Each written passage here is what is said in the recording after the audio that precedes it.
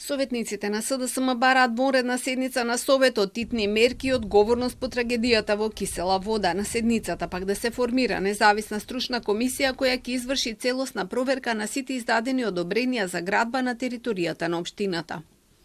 Итно воведување мораториум на сите градежни активности, се додека не се утврди дека истите се безбедни и во согласност со законите. Обезбедување целосна транспарентност преку јавно објавување на сите документи, дозволи и наоди поврзани со градбите. Дополнително, бараме итни мерки за заштита на граѓаните.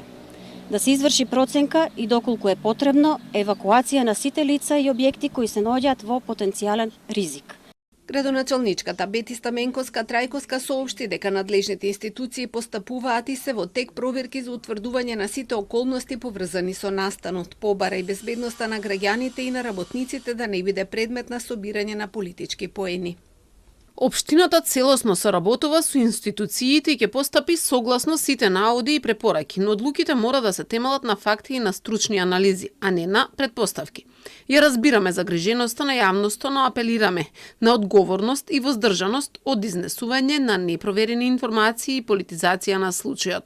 Ваквите ситуации бараат сериозен и институционален пристап, а не дневно политички реакции.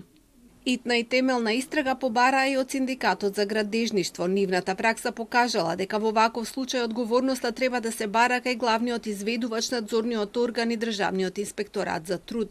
Бараат и преземање на конкретни мерки за да не се случи друга трагедија, затоа што небезбедните услови при работа, ниските плати и прекувремената работа доведуваат до замор кај работниците, кои поради екзистенцијални потреби се приморани да работат во ризик. Во просек во Македонија годишно во секторот градежништво има по 20 несреќи со фатален крај и преку 200 повреди при работа.